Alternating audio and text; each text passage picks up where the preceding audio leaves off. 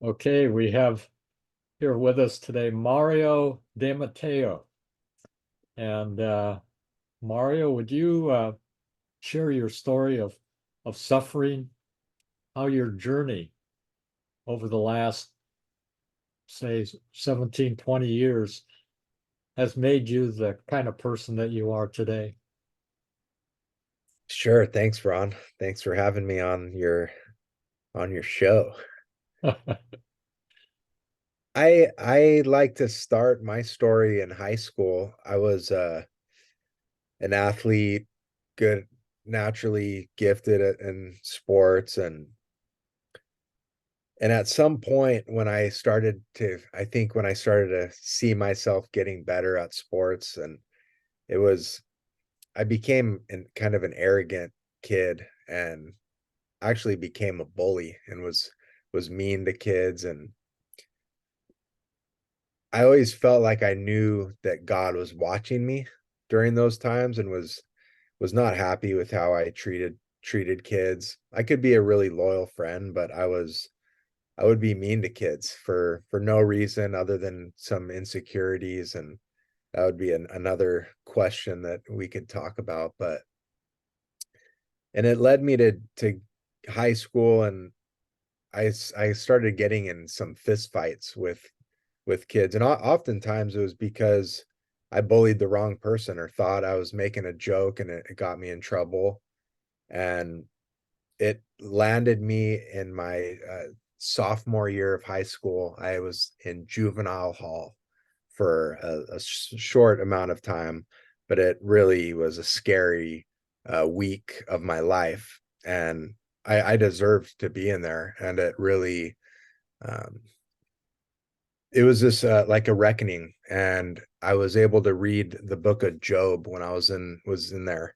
And I saw this man who was a faithful to God despite all the suffering that he was being put through. And I thought to myself, well, I'm not like Job because I haven't been faithful and I'm dealing with this suffering. And I thought my life was over. And I got out of there and ended up going to a church called Daybreak Church in Carlsbad, and started to really build a relationship with Jesus for the first time. I was raised Catholic and always felt like I um, knew God and knew that He was listening to me when I was praying. And but this was the first time I was really building a relationship. And we were at church one day, and the guy who I'd gotten into a fist fight with was there also at church, and we saw each other, and we had never reconciled yet or even really communicated.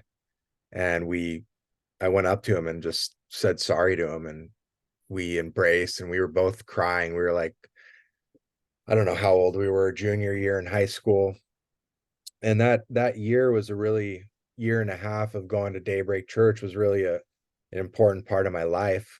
And I ended up getting a girlfriend in church, and we were faithful for a period of time, and then we fell off and went into the our own way and forgot about church. And I'm in my freshman year of college, and I'm still with the same girl at the time.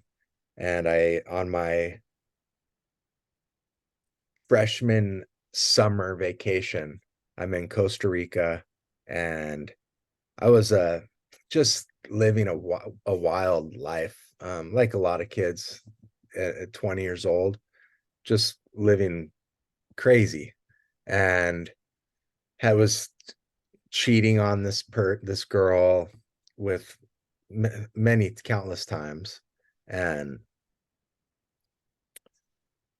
man, I almost don't want to put that in there, Ron, just in case. That's okay. That's okay. It's, just go through it and we'll Maybe the take it editor out. can edit that out. But I was living wildly in Costa Rica, and on the last day of my trip, I dove into a shallow swimming pool, and I ended up breaking my neck and drowning. And when I hit the bottom, I knew it immediately that I was paralyzed. It just everything went numb. Mm.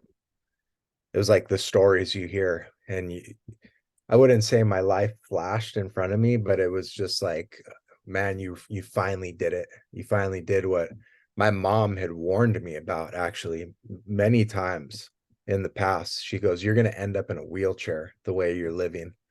There was a time I can remember being in the hospital, and I had I had punched a window, my hand through a motorhome window for no reason, and cut my hand. And I was in this hospital, and it was late at night, and my mom brought me there, and I was in a wheelchair doing wheelies in this wheelchair while we were waiting. And she said, "If you keep living like this, you're going to end up in a wheelchair just like that."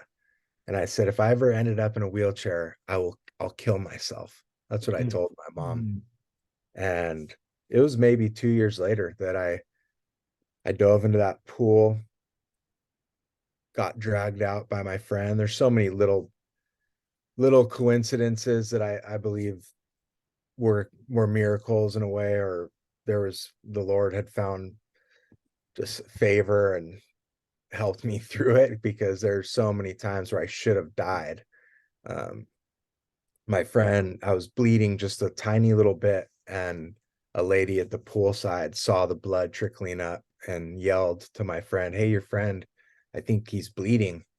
And that my friends had thought I was down at the bottom of the pool just doing breathing exercises, because we were surfing a lot and trying to hold our breaths underwater. He jumps in and pulls me out, and he's yelling, "Does anybody know CPR? Help, help." It was late at night. Nobody in the pool knew CPR. He had just learned it 2 weeks before, and he then performed CPR on me, brought me back. And that was the beginning of my whole life changed in an instant. I was 20 years old, was in the hospital. I woke up in the hospital, and there was a young Costa Rican nurse, and she was by my bedside, kneeling down, holding my hand, and she was praying for me in Spanish when mm, I woke up.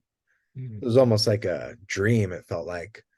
And it's hard to explain what it feels like to have your everything you thought you had planned for your life is just feels like it just vanished in a second, just crumbled, and was down at the bottom of the pool, just drowned with me. And made it back to America, did this crazy surgery on my neck. At that point, in my arms, nothing worked. And I Mm. thought I was going to be like Christopher Reeves or some. And I had seen him before, and I just watched this other surf video of this young surfer who broke his neck, and he started surfing. And I remembered that, seeing that. And there's so many things were flashing through my head in that hospital room, and I was praying. And it was when I think when you're just at the bottom, the very bottom, and you're just broken, you can either just give up, or call on the Lord if you're lucky to have a God. And I had Jesus. It was just I was really lucky, I feel like, to have had that opportunity at Daybreak Church to really get to know the Lord during that year and a half in high school and going into Point Loma, even though I wasn't following really God at that point, and I was living pretty wildly. But having that year and a half of discipleship and mentorship when I really now needed God, it was so easy to just cry out to him and know that he was there. And it felt like he had just stormed into the ambulance when I was driving. I felt like he was there, and in the hospital, and then back in stateside. And I was in the hospital for five months almost. Talk about Almost. your father, your earthly father, and how he participated at that particular point in the transition from Costa Rica back to the United States. What did he do? Yeah, he came to Costa Rica as soon as they found out. He was on a plane, and it was he showed a great deal of strength when I was in there. I mean, he knew. I mean, no one really knew. Maybe there was a chance I'd be able to walk again. You never, nobody had dealt with something like this before. And I remember just waking up every morning. I think I was in Costa Rica for at least 3 days. And I'd wake up and my arms were starting to move a little bit, but my hands weren't working. I was trying to open them. And every morning, every time I'd wake up, I'd try to move a little bit more, and nothing was really coming back. But he was really strong in there. You could see how broken he was, but it was, he gave me a lot of strength, and he instilled in me something since I was a little kid, this warrior spirit, Mm. just to never give up. And playing sports, you're always hurt. And I always felt like, oh, why am I always hurt? I'm always getting hurt. Ankles, knees. I had this thing called Osgood slaughter that was a growth spur thing that a lot of kids deal with when they go through puberty, and your knees are just like, it must feel like what people go through rheumatoid arthritis, just super painful knees. But I kept playing and would play through it. And my dad always said, play through the pain. And this was like real life training, play through the pain. And I'm still in pain. I mean, it's hard to be in a wheelchair, but you learn to just fight through it and keep pushing. And but my dad's been, and my parents were just superheroes going through this whole thing. We're always been there for me since day one. And I know a lot of kids go through stuff where they don't have family, or I couldn't imagine not having my family and friends with me through this whole thing. So now you're back in the United States, and what was the recovery period in terms of, to a certain extent anyway, because you're still a freshman in college, and the rest of the story is you completed college and you went on, but what was that transition like to go from your injury to getting back, even to go back to school? It was a long journey. We were really fortunate to have a rehabilitation center.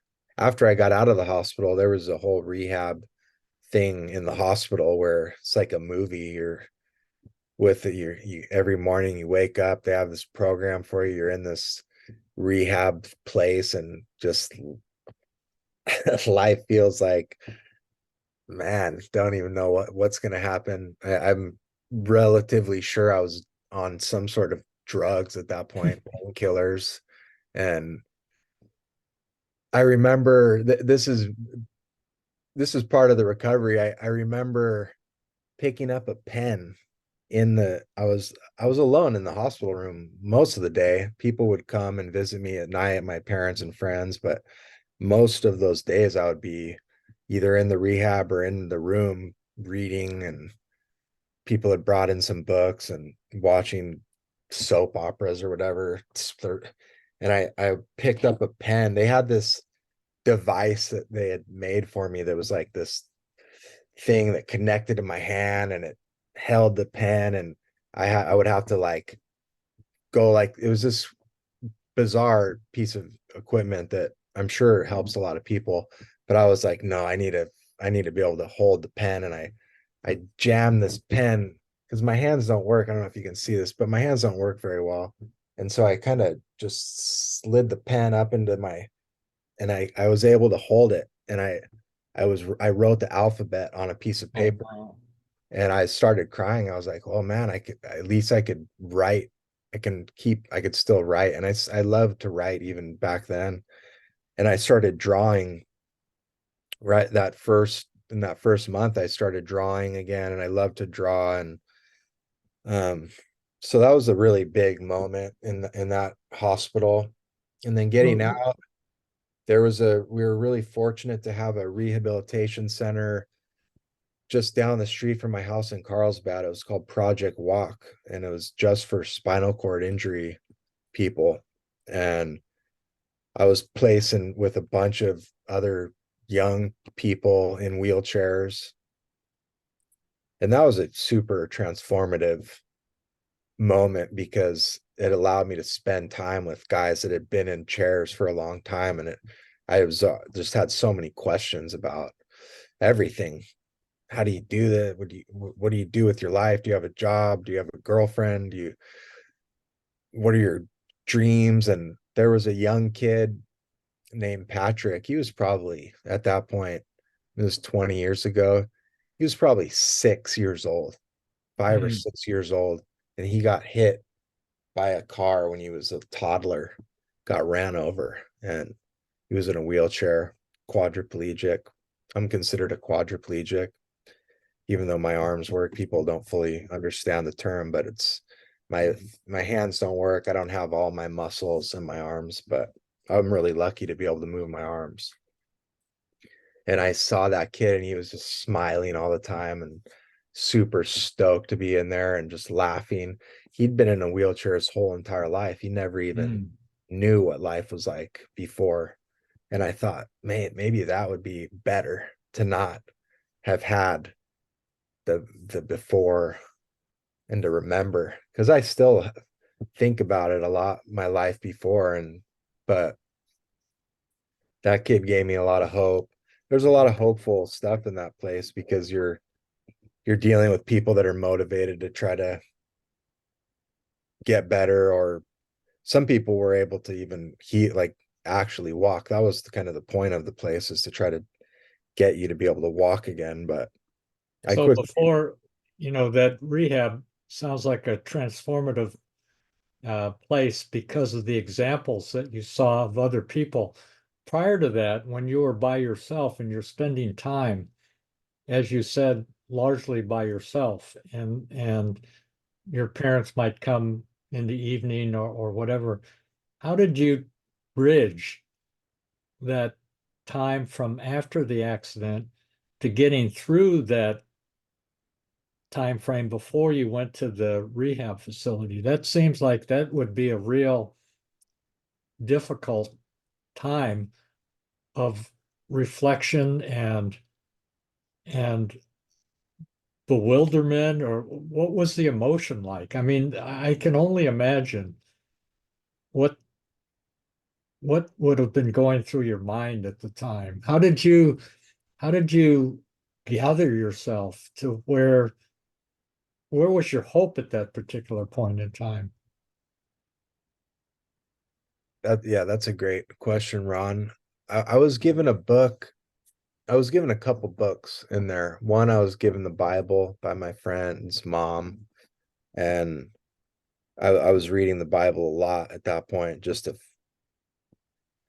partially just to break the time, but it was giving me hope, a lot of hope that God was there, and just confirmation that my faith was real and that there was a plan. And another book that was really influential at that time was Viktor Frankl's Man's Search for Meaning. If your audience doesn't know, he was a Mhm. Jewish psychologist that was in Auschwitz. I believe it was Mhm. Auschwitz or Dachau, and was a prisoner and was suffering and watching people just go through the most torturous time in human history, one of the most worst times in human history. And he was actually like studying people while he was in there and seeing that if you could find just a glimmer of hope for the future, or be able to identify some purpose to this suffering, that you'd be able to almost gain kind of a superpower, and these a lot of these people would be able to survive through it. um, and he would see two the same, basically the same person. One guy would be able to see his wife pass the fence every morning, and it just every day he got up just hoping that he would see his wife, and that glimmer of hope. And then another gentleman who found out his wife died or his family, and he would die really quickly. It was really interesting book that felt like it was meant for me at that time. Like I'm in this point. I put myself here to a certain degree. I felt like I deserved it. A lot of regret was happening through that time of just remembering all the stuff I'd done to people, but just bullying people, making fun of kids since I was, I think, probably fourth grade, third or fourth grade, when kids start emerging as bullies. And I was sad to say I was one of those guys. Well, you know, one of the points that you made about Viktor Frankl um, is that it was intentional, that he saw suffering as something to be worthy of suffering, as opposed to feeling like you're a victim. And that seems to me to be something that you have been able to accomplish, is to be worthy of your suffering as opposed to feeling victimized by it. How would you see that? Yeah, I hope I'm worthy of it. I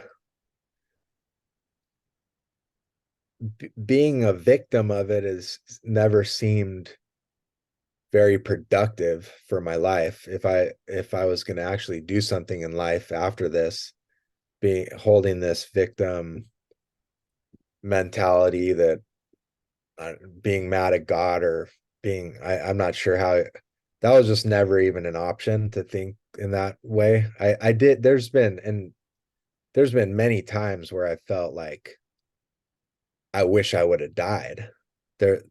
That's come into my head throughout the past 20 years, where I mean, times have been hard and being in a wheelchair is not easy. And there's been times where I've felt like, man, it would have just been easier if I would have just died. But those are mostly fleeting emotions. Um, I pretty quickly felt like there was some kind of purpose that I still was here on this earth to fulfill, and that life was way more mysterious and big. It was much bigger than my sad emotions. um, and that so I don't know if I'm answering that question. The Just feeling a sense of purpose was really important, and that came in pretty quickly. Like in the hospital, I Be felt like specific. How did you, when you talk about purpose, did you see that purpose as kind of a general catch-all, or was there a specific purpose that you were able to focus on, whether it's your writing, whether it's your graphic, whether it's your farming interests? What was the specifics of that purpose? I think early on none of that stuff really came to mind what it would become, but understanding that through this suffering I would emerge, I would still be alive. I would have this inner strength by going through it, and I think that's still building that inner strength in anybody that is dealing with suffering. I think we all deal with suffering in some capacity. And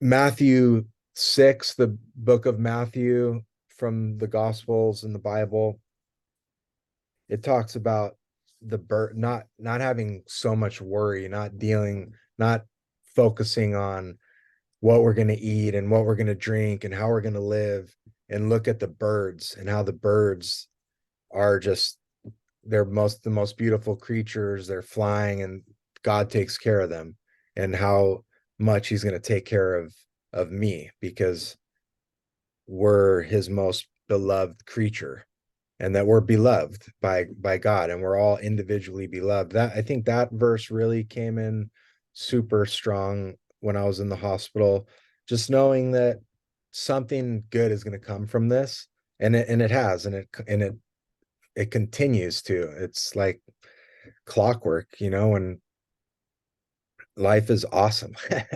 Well, you Yeah. know, when you look back, because it's been now how many years since your accident, Mara? 17 years? it's about to be 20 years, 20 and years. Wow. so So, half my life will be in a wheelchair. I'm about to be in a wheelchair longer than I've been not in a wheelchair. wow. Wow. So, you've accomplished so much in this last 20 years. Maybe you can, you're a humble guy, but the accomplishment in in this past 20 years in terms of your education, your various interests in poetry, um, your books, the 4 books that you've written, your marriage to Carla, you've accomplished so much that irrespective of your injury, you've certainly have established being worthy of your suffering. Can you give a timeline, or maybe not a timeline, but just a summary of how you went through college and what were your what was your major and how you started writing your first book and so forth? Sure.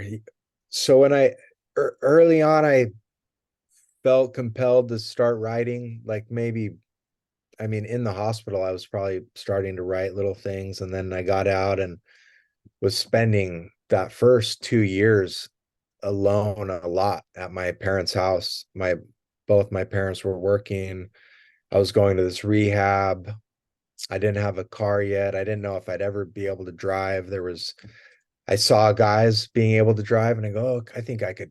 If that guy could drive, I'm pretty sure I could drive. But at that, probably for 2 years, maybe longer, I wasn't able to drive, so I was just stuck at home. I was watching a lot of movies, reading a lot of books, and that's when I started thinking, I think I could be a storyteller, and that would be something really cool to be able to influence kids and write stories that give hope. And so that came in pretty quick, pretty early, and I started a I'll try to skip some of the stuff, but I started a small company with a friend of mine, and we were screen printing t-shirts. And part of our company was going to be to publish one of my books, this book I'd been writing, this little comic book, children's book that still hasn't been made, but it's still in my back burner of my brain. And we became pretty successful. My my dad was a huge part of that. He seems to be a huge part of every one of my businesses. But he got us into Monster Energy Company to print t-shirts for them. So we were printing thousands and thousands of t-shirts. And eventually that company just became not what I wanted to do for the rest of my life. And I decided to leave that to my partner, and he kept doing it, and I went back to school because I that was my original goal, was to go to college and get a degree. And so I went back to school and went to Cal State San Marcos, and went to learn how to write and to spend time reading and learning about storytelling, and got a degree from Cal State San Marcos. And the department's called comparative literature. It's Mm. basically an English degree, but you're reading all different genres of writing from all around the world. Um, The classics. Classics, and then stuff from we read took a class on Middle East mythology and Mm. sacred texts. I read a book about Native American stuff. It's super awesome, pretty liberal art curriculum. It's very transformative period. Started to get mentorship in a way that I hadn't experienced before with professors. Became very close with a few of my professors and spent a lot of time with them. And then and at that point is when I started thinking about comic books and graphic novels. I had been reading them early on. I started a fascination with them and the power of sequential art and telling stories through pictures, and how it can really impact a kid's life. And there's all these studies on how comic books and graphic novels can help with reading comprehension and imagination and all these really cool things for Mm. kids. So it started to come into my head, well, maybe I can write a graphic novel that could be impactful for young kids. And I started tutoring kids at a church that I was going to, and that became really important too because I was teaching kids Mm. the graphic novels that I was studying in college. My college professors really allowed me to explore graphic novels in a way. There wasn't really a graphic novel class, but they were letting me do reports on graphic novels, and I ended up doing my master's thesis on a graphic novel. And so I stayed in college. I started writing this book about started working on this idea of doing the book of Acts, Paul the Apostle, in a graphic novel format in this wild I idea of doing it with Mad Max vehicles and the futuristic kind of creature world molded with, if you see the background of here, there's Ninja Turtles and He-Man. Those were childhood toys and loves of mine. And all my childhood kind of just got came to the forefront of my imagination with this project. And we worked for 2.5 years. I was able to find more mentors that opened all these doors and taught me how to put together this book. And I had already started a company and knew kind of the business side of that, but wanted to do this book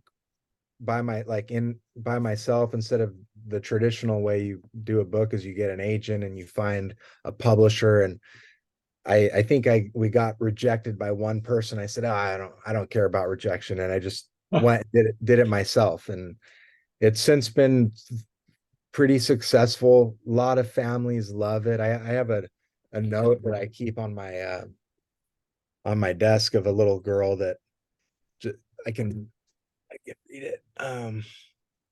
But we made that book, and it was this little handwritten note by this little Oh, girl, wow. Alexa, and she just wrote, "Hi, it's Alexia. I already read your book and probably will read it about 100 more times. I loved the book because I love comic books, and at my age, I felt it was perfect. I can't wait for your next book to come out. I love all the characters, and I really love Paul." It's just super cool. Just validation that we're onto something, and it led me to actually sell that project to a publisher. So I did end up going the traditional route.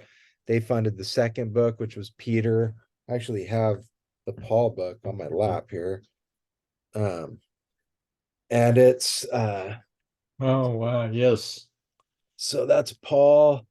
And it's been really cool to be able to sell books and learn about to make these books and work with a team. That these books could not be done by myself. I'm an artist and I draw and love to draw and love to design characters, but my place in these books is really the director and the art director and putting the team together and making sure it gets done to fruition.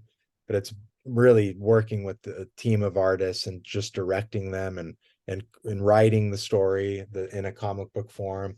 And we just recently finished this other awesome book that you've known about for some time, but it's finally done. And I think the doing Peter and Paul is what was maybe the purpose of making this book, which is an adaptation of a famous book Mm. called The Hiding Place Yes, Corey Ten Boom.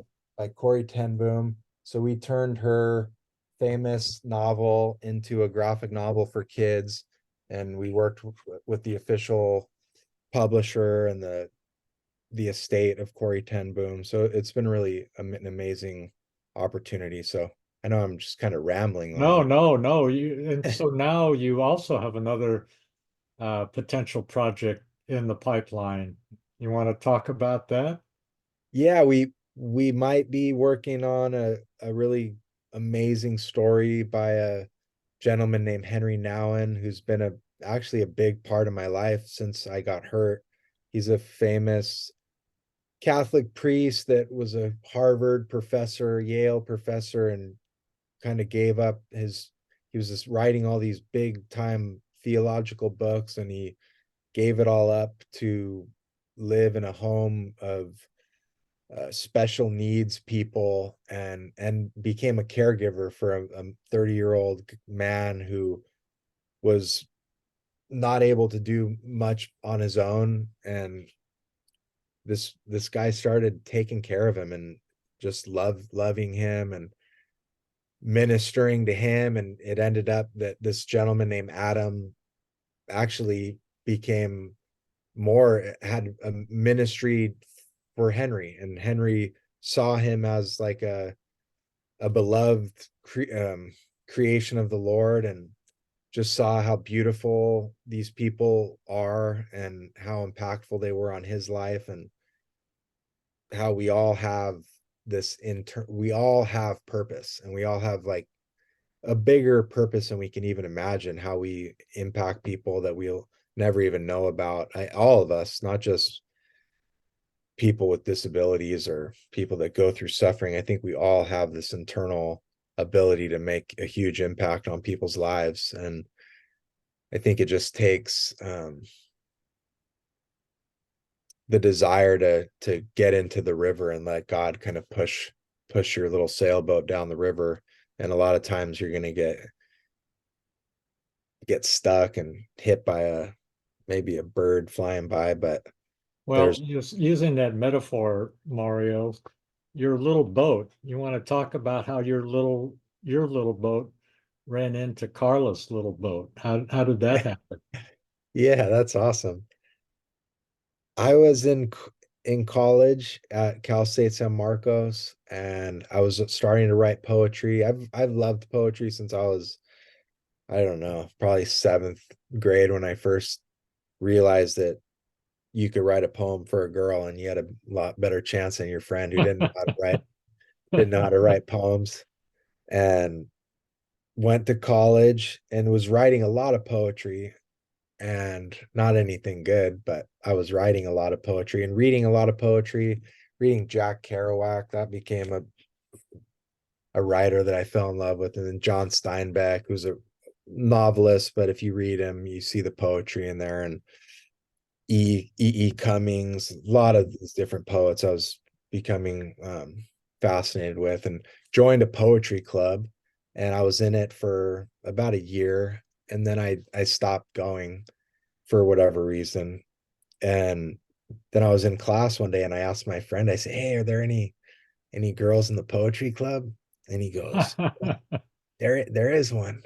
There's a couple. And I go, "Oh, okay." So I show up, and I met Carla for the first time there. And I wrote a poem for that first day. It was like a workshop. You show up with a poem, you read it, and the class gives you a critique on your poem. And it's to improve your skills and be in community with other poets and writers. And I wrote my poem, and she kind of she was kind of tough on my poem. And it, while I pretended I was like I was, oh geez, it was pretty rough. But I was now determined to come back and write another poem. And I didn't know if anything would come. I saw her and I was like, wow, she's really pretty, and her poetry was already, she was an amazing poet, and she had a cool personality. She was in charge of the group. She was like, she's a leader in her own life still, and in an organizer. And we just spent a lot of time together. I kept going back, and we started hanging out, and then we fell in love, and the rest is Rest history. is history. Yeah, it was, I'm very super blessed to have met her through that. And like all these things, I think before we started recording, there's a story of Samuel in the Bible, and they have a victory. The Israelites have a victory, and he puts up a stone monument, and he calls it an Ebenezer, and he says, um, "This is for us to remember that God helped us. And that's been something really interesting to think about, all the times that God's helped me in my life, that looking back, there's just countless times. I started to list them out. It's endless when you think of all the times that you thought you were in control, and it almost seems impossible that how things played out. Like it was just like a perfectly written story. And Hmm. I'm super thankful to have met Carla and um, have an awesome wife. I'm super stoked. That's great. Well, here's a question that maybe you could segue into uh, what you're doing also, along with all of the other things that all the other plates you've got spinning, is what breaks your heart these days? Yeah, I love that question, Ron. Early on in my accident, I also fell in love with growing food, and it became it's become a lifelong passion and a calling for sure. I know that, like, when I was in the hospital thinking about what my purpose would be, I think the books have for sure are part of my purpose in life. I know they've been impactful, and I enjoy writing them, and I really enjoy hearing feedback more than anything. That's pretty much the the greatest part of it, is hearing friends of mine, their kids love the books, and it's all about kids. If I can impact a kid's life, it's such a amazing feeling to see kids light up and become inspired. And when I was maybe 3 years into my injury, my mom brought over a tomato plant, and she reminded me when I was a little kid that I loved to grow tomato plants with her in the backyard, and that I wanted to start a tomato sauce company, because that's what little Italian boys do. They, I was already an entrepreneur at age 8 with my tomato sauce company, and she brought this tomato plant over, and it grew, and it kind of got overgrown and too big, and I wasn't studying about agriculture yet. I wasn't super interested in it yet, but it was cool to watch it grow, and it actually fell over on the ground. It was all, and it started to die. It was all getting mildew and rot. It was kind of rotting a little bit. And my friend, who was a high school friend of mine, brother, we started to go to church together, and kind of both changed our lives at that point in high school. He had been on a missionary trip, and his fiance broke up with him on the trip, and he weighed 380 pounds at the time. He was a big guy, and we were both dealing with suffering in my backyard, and knowing that there was purpose, knowing God had a plan, but still in the fog a little bit. And he picked up this tomato plant, and he said, I think we need to cut off all this dead plant material and stake it up and fertilize it. And so we did that. And together we were trimming and pruning off all the dead. And within a couple months, this thing produced a bountiful harvest of tomatoes, and we made a salsa out of it. And we had a mango salsa. I remember us watching a movie, eating the salsa together, and we're like, man, we grew this stuff. This is like a miracle that you can grow your own food, and nobody even knows about it. Like, nobody grows food anymore, or at least we didn't know anybody that did. And we both became obsessed with it, and we both transformed our lives because of that tomato plant. He ended up pruning off 180 pounds of weight off his body, and was hiking and learning about healthy eating. And he built this big garden in his yard he was living in, and I transformed my yard into a wheelchair accessible garden. And when you ask my where does my heart break, and we started having people come over and teaching people how to grow food, and trying to inspire others to get hooked on it because it had changed our lives. And I started seeing how kids reacted in the garden. And it's the most amazing thing to watch a child come in there and be curious. They're so curious about everything, and they want to pull everything and pull plants and just mostly a lot of them want to just destroy stuff at first. And then you just explain to them, hey, have you ever seen a carrot grow? Oh, no. I go, watch this. What, are you ready? And I lean down and I pull this carrot out.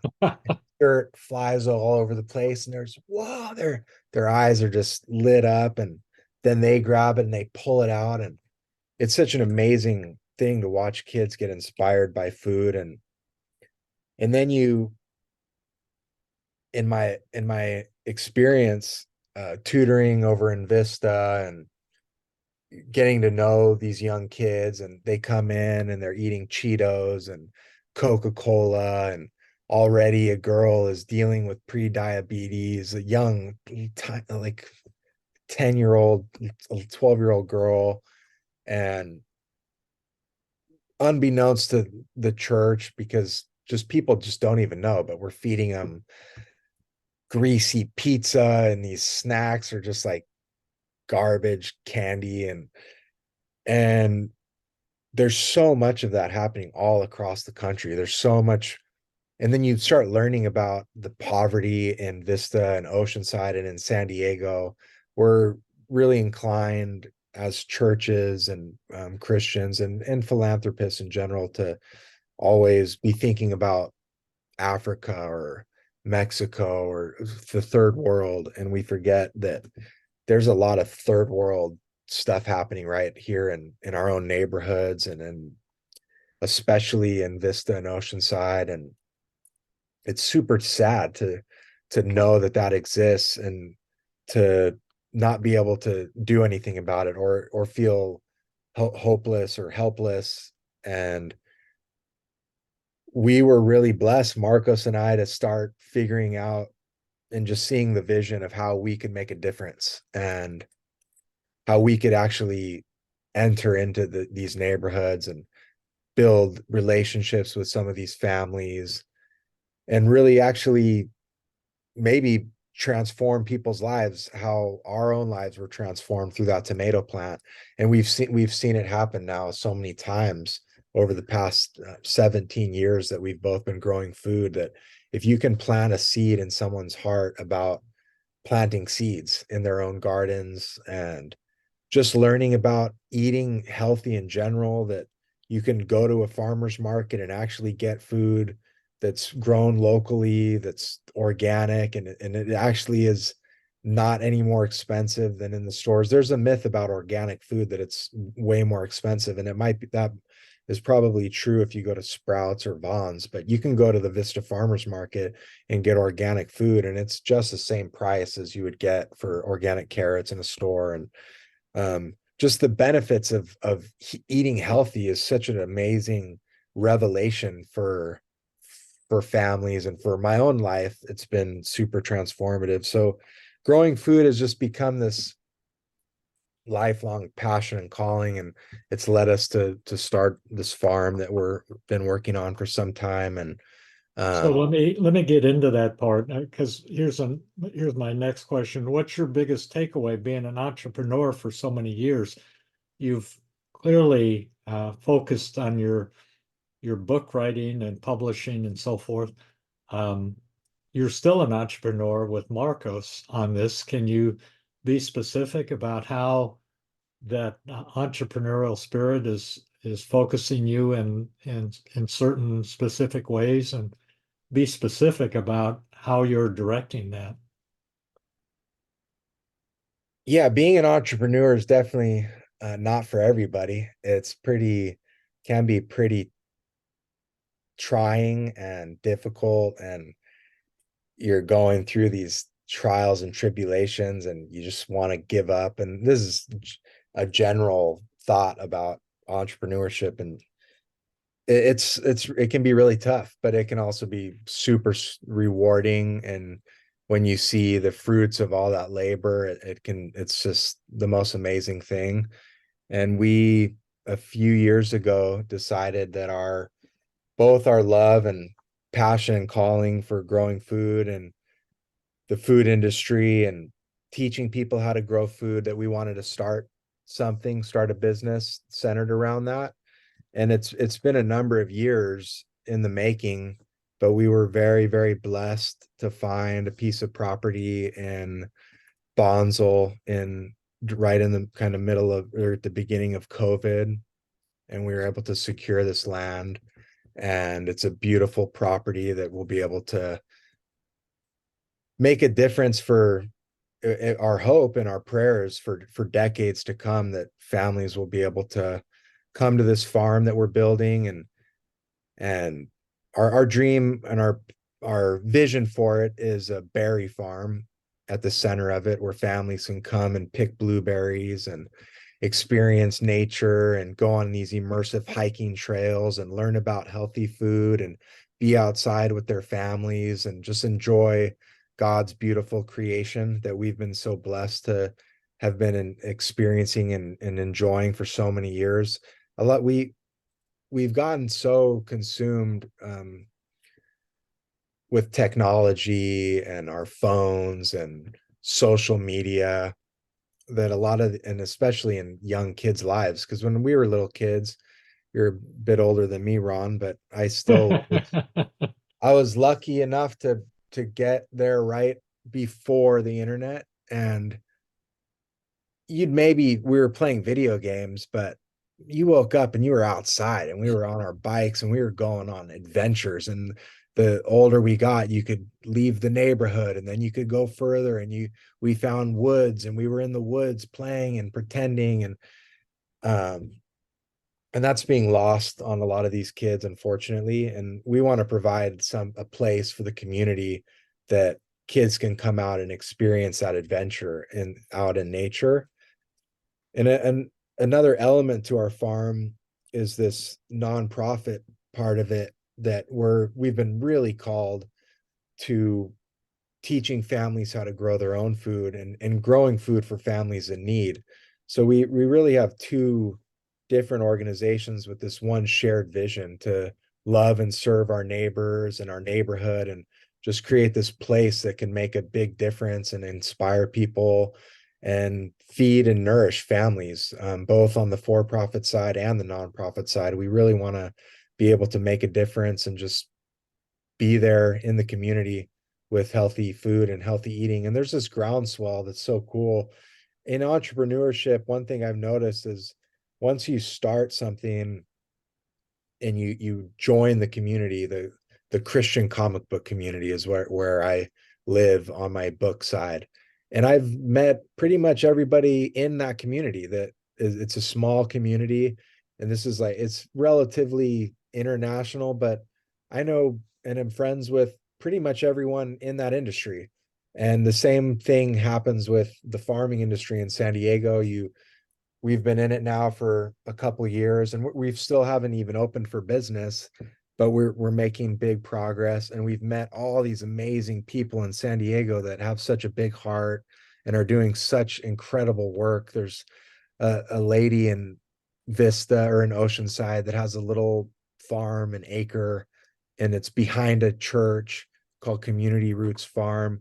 And she's just so invested in the community and making the biggest difference in little kids' lives and growing food for these families that are in need. And it's amazing what you can do, even on a small piece of land, to what we're doing is a little bigger. We have 28 acres that we eventually will grow into, but it's really super fortunate and super stoked for the future of what we're working on. We're just so blessed to be on the journey.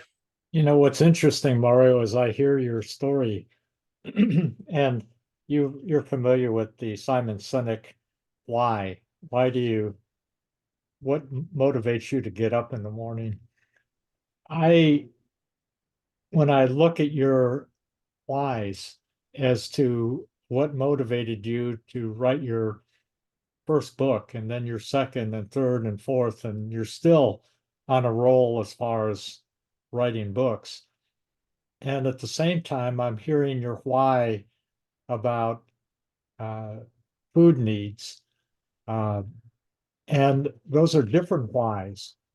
Uh, how do you bridge the gap between one, which is in a way kind of an intellectual project where it's in your own mind and it's your own creativity, whereas the why with the Bonsall Berry Farm is somehow a little different, particularly with um, Marcos as a partner and you.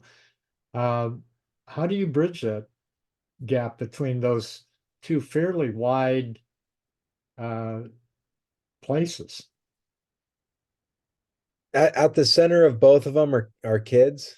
That's the core Mm, part of both of them, mm, to plant seeds of hope and inspiration on both the books and in the farm. That becomes my why, is to just really invest myself in kids' lives. I love kids. I don't have kids myself, and we're not going to have kids, but we have an amazing niece, and I love being an uncle, and I love being an extended uncle to all the kids that we've interacted with from on the book side and on the farm side. And I know it's just going to grow, and in our network of interactions with families is going to be bigger and bigger. That's become my calling. And in that hospital room, trying reading Viktor Frankl, mm. finding purpose in the suffering and finding meaning, this has become my purpose. And I feel like there's no doubt in my mind that it was to there's something. And I had read something a while back, when you have a catastrophic tragedy happen, and especially like an accident or something, that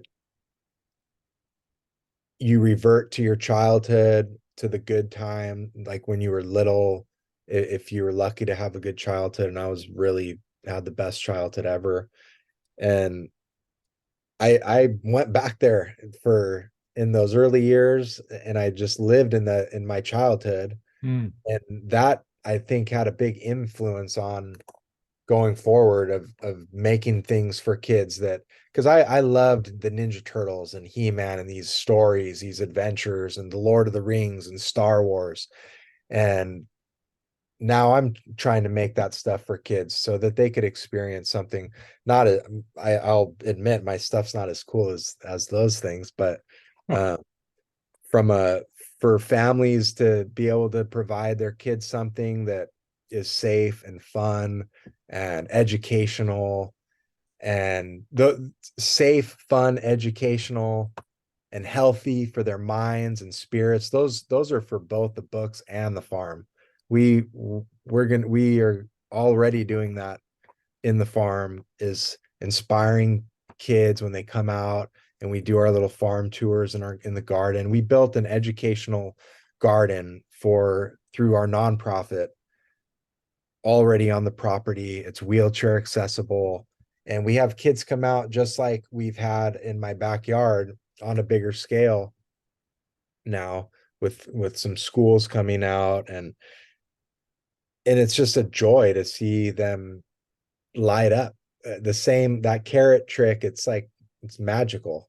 You pull that carrot out and they're just like beaming, and they go. And countless times, Ron, families have pulled out a carrot.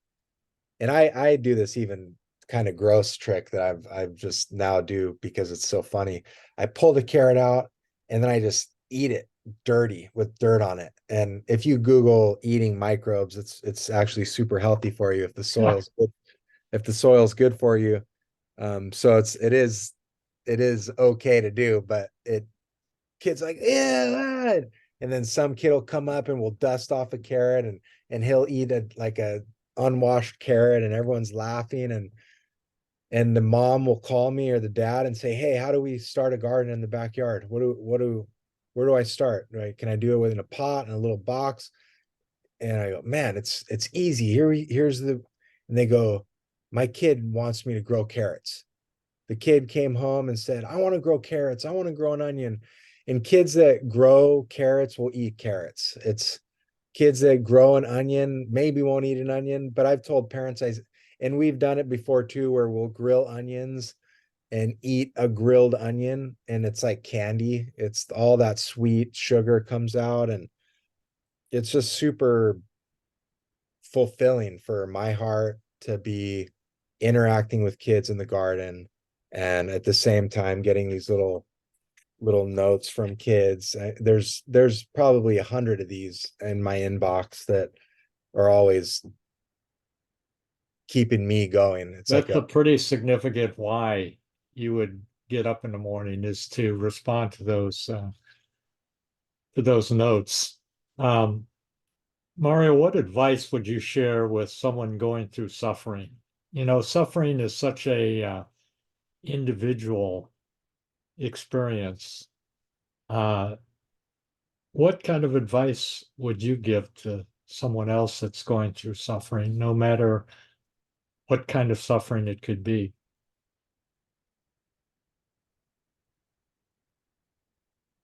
I have some practical advice, and then it, the ethereal stuff is, I think, I mean, praying is such a big powerful tool that we have. um if you don't believe in God, if you don't know Jesus, I feel bad for those people that could really let that hopelessness take control. Could you see yourself without your faith during this past 20 years? Can you just even imagine what going through the same journey would be like without the faith that you clearly have?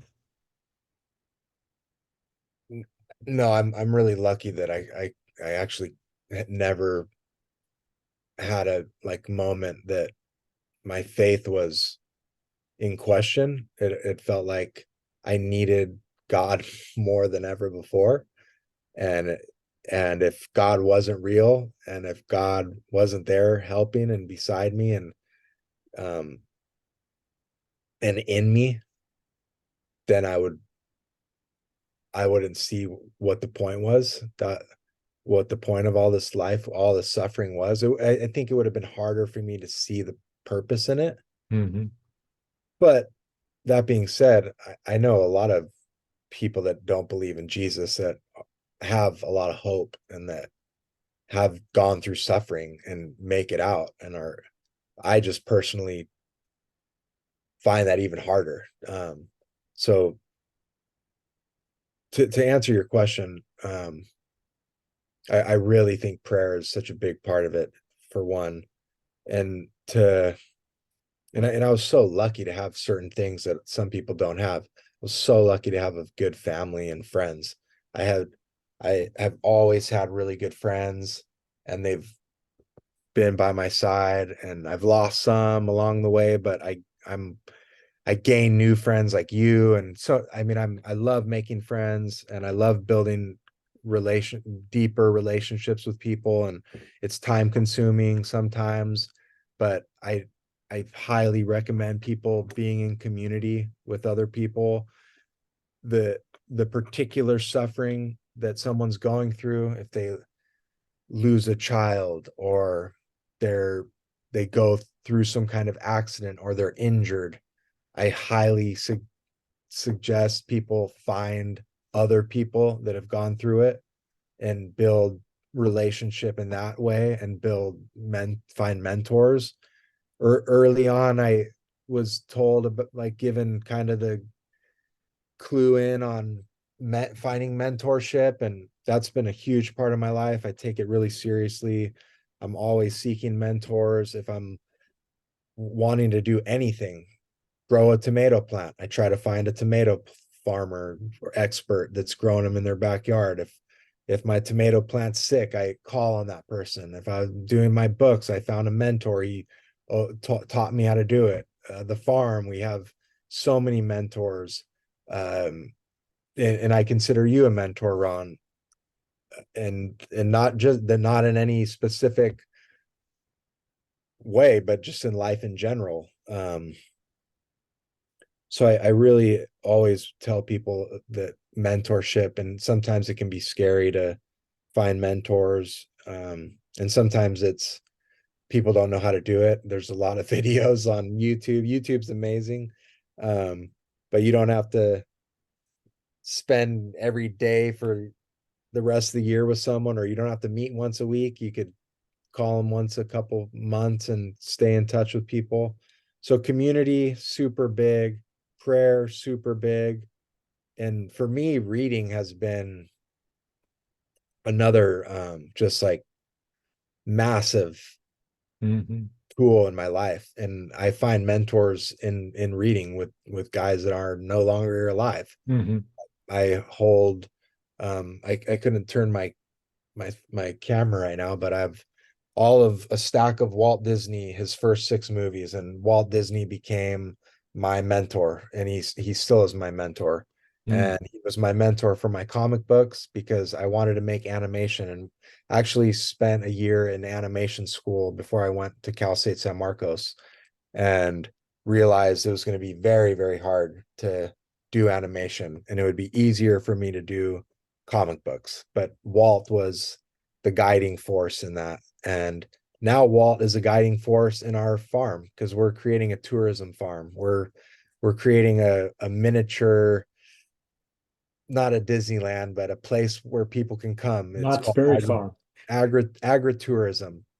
And so Walt was huge in that.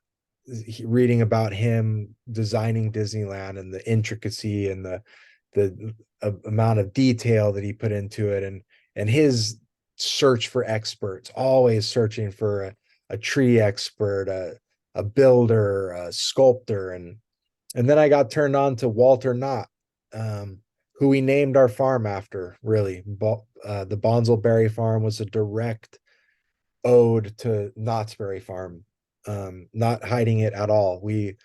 I read a book on him a few years ago, and it transformed our vision.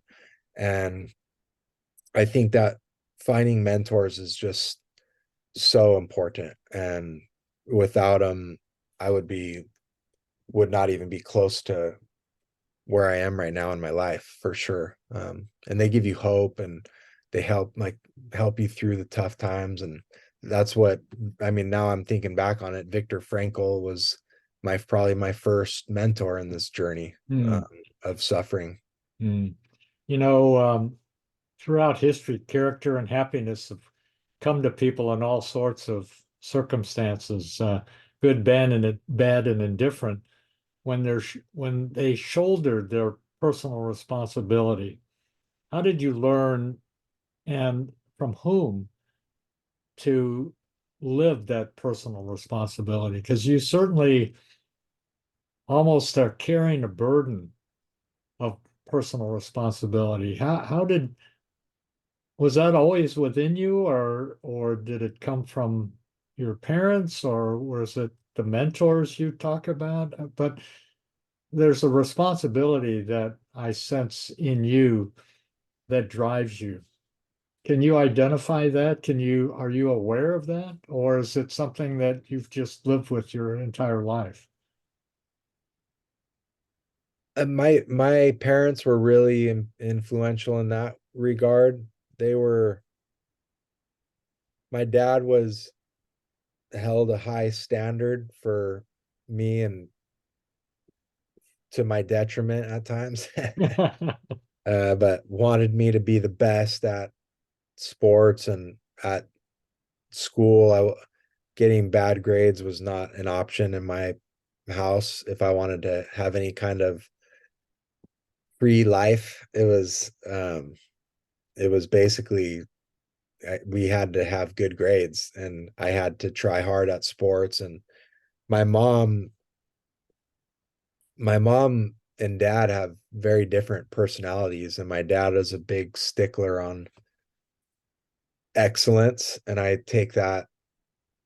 I'm really blessed to have had him as my dad, because it was that I'll say that warrior spirit that he really instilled that in me early on, and never give up, that kind of attitude. A lot of the like kind of cliche thoughts that you would think were in everybody, but they're not. A lot of kids give up. They don't want to fight through the pain. They don't want to try to get their position back. Sports was influential. I was lucky and cursed on sports. A lot of times I wanted to just go surf, and I loved surfing, and that was more free spirited than the sports, the soccer and basketball. But and then my mom was always embracing and pushing me to be creative. She loved my writing. She loved that I would tell stories and be inventive and imaginative and be in my room play.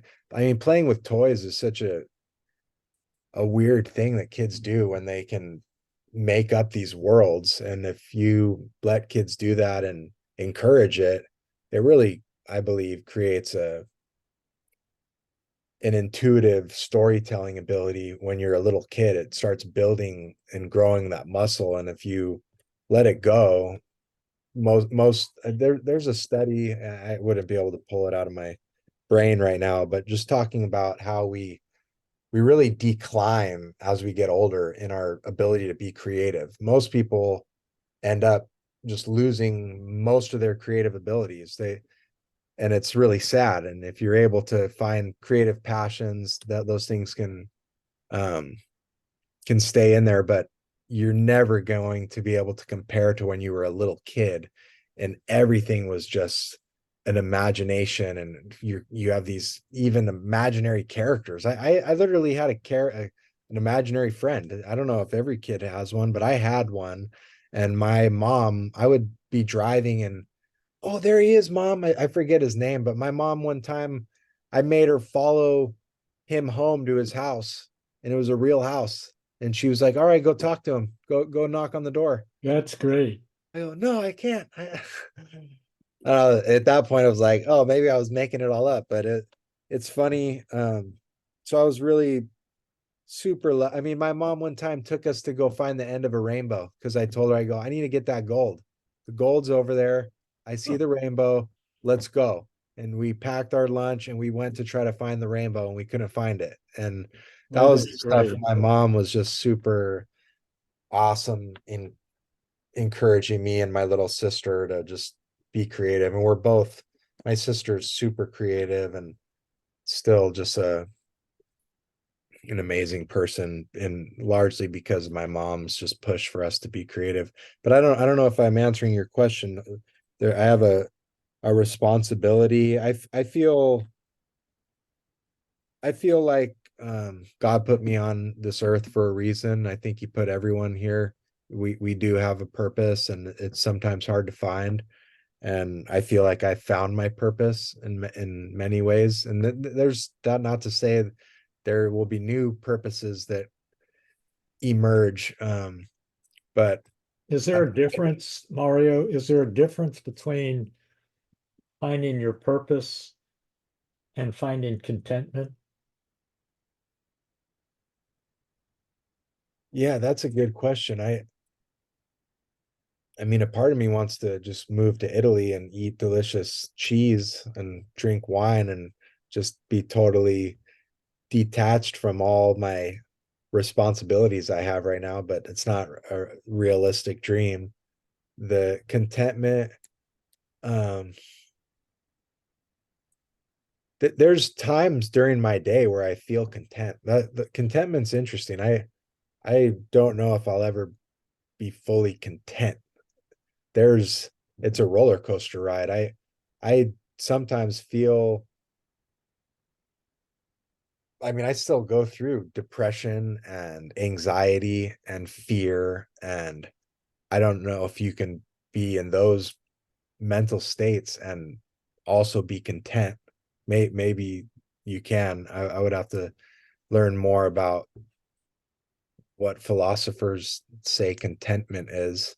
Um, I don't know if I don't feel content all the time, but I do feel content sometimes when I'm in the garden, when I'm outside and we're just working in the garden and there's nothing to prove to anybody.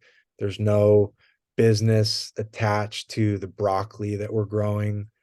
We grew Carla and I have our garden in our backyard and we take it seriously, but some days, some months, the weeds are start to get out of control. And I say that's my life right now. If I can look out in the garden and see how it looks, it's a reflection of what's happening internally. A lot of times, if the weeds are out of control, I'm usually maybe being in a I always get weird when I say a season. That's always a weird thought to me, but I understand the concept. But moments where I'm feeling anxious about the business, about just life in general, and I'm not spending enough time out in the garden. And that's really the just the if you want to have a garden, you need to be out there spending time in there because it requires your attention and toil and sweat. And it's just you cannot do it unless you hire someone else to do it. And we don't do that right now. We have had people in the past, a help gardener come out and at least pick the weeds, and that's almost even more artificial because then you don't really see that side of it of the garden. But um It sounds like one of the things you said is that you find contentment in the garden. big time.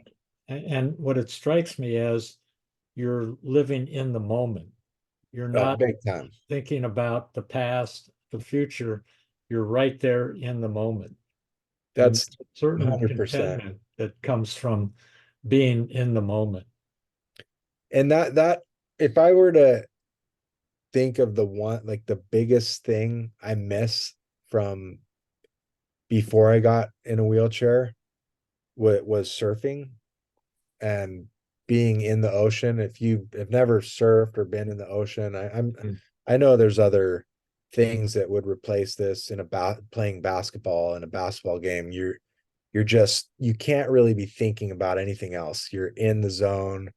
You're and when you're out there in the ocean, there were so many times where I remember just being out there going, this is what's life is supposed to be like. You're just fully present and you catch that wave. And the only thing that has replaced that feeling as when I'm in the garden, when I'm working Mm. on the soil and harvesting something. Um, it does feel like time slows down and you're just feels great. And then the interesting part about and there's a relation like surfing, you see your friend catch a wave and it feels like really cool to watch. There's almost it's that tree falling metaphor. Like, do they know it Mhm. falls? Because if when you surf by yourself and you catch a really good wave, it feels good. It felt awesome. And I would go surf often by myself. But when you're with your friends and they see you catch the wave, it's like even better. And then you have this thing afterwards. Oh man, I saw you catch that one. And it's the same with the garden. When I give people vegetables, like Don broccoli the other day, Mm. and I gave a guy some broccoli yesterday because we put in about 20 broccoli plants in my backyard, and each one of Oh, these broccoli plants produce like a 3 or 4 pound head of broccoli, this huge, beautiful head of broccoli that you couldn't even buy this at the store. And the freshness of it. And Don called and said, and I knew it was going to taste like it tastes like butter. It tastes when you cook fresh broccoli, there's sugars in it that you cannot get that experience at the store because it's 3 or 4 days transporting and that sugar level goes down and the vegetables are rot they start rotting immediately as soon as you cut broccoli or anything it's rotting immediately. And So it's just like it's that same thing with surfing, just sharing that with someone and then them being stoked. Man, that broccoli you gave me was the best broccoli I've ever had. And I'm like, I know, dude, I had it too.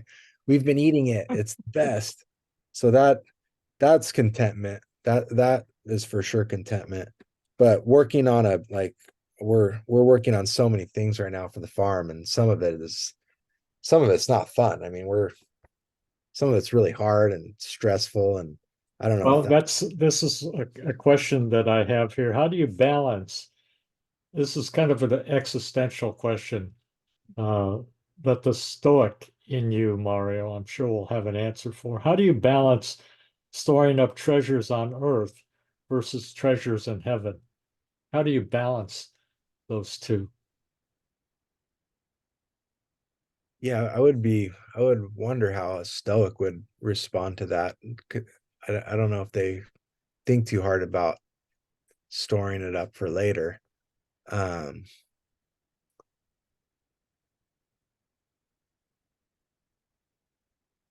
I recently, in the past 4 or 5 years, have been thinking more about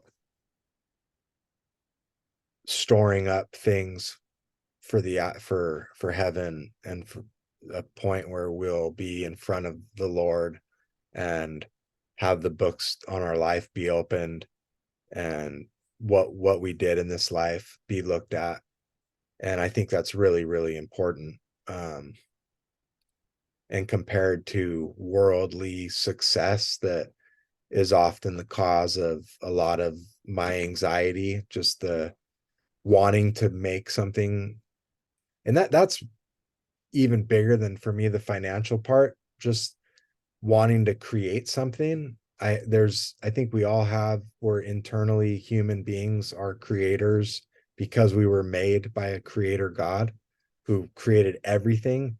And if we believe that we were made in his image, that it's just inside of us to be wanting to create something. And I mean, I could, if you show me any human, I'm sure they like to create something.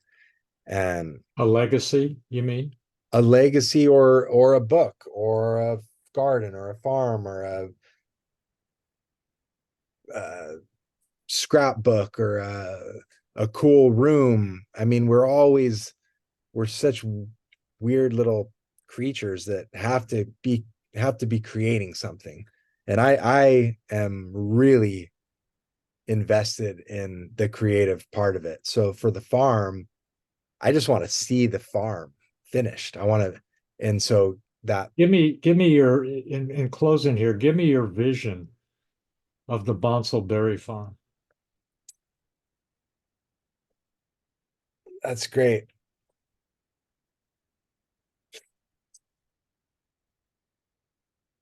We have a vision to make something that has generational impact, that our grandchildren will be running, where grandchildren will be coming to and experiencing, just this community place where families can really have a wonderful time outside with their kids, and enjoy nature, and be smiling and laughing, and just have laughter in the wind, and be looking up and seeing hawks overhead, and you're picking little berries and popping them in your mouth, even though we're going to charge you for that.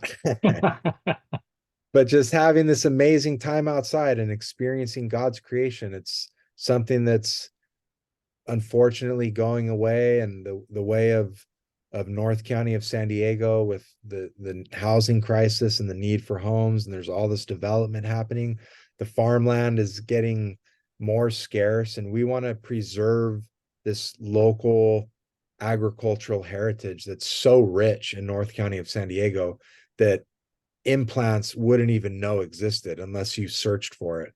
And I grew up in Carlsbad with the strawberry fields and the tomato fields. And my grandfather was a rancher. My dad's grandfather had a huge garden that he brought here from Italy, that knowledge. And we just want to preserve that agricultural heritage that's in me and Marcos and our other partners, and be able to bestow that and allow and encourage families to experience that with us and us be in the garden. There's going to be a day, Ron, where we're out there and we're picking berries, and that will mean that everything else came, and it's going to be a great day. Well, thank you, Mario, for sharing your story, sharing your heart, sharing your vision, sharing the way that you've uh, overcome adversity. I really want to thank you for being vulnerable and transparent. You're a good brother and a good friend. So thank you. I'll hit Thank you, Ron. I love you, bro. Thanks for this awesome interview.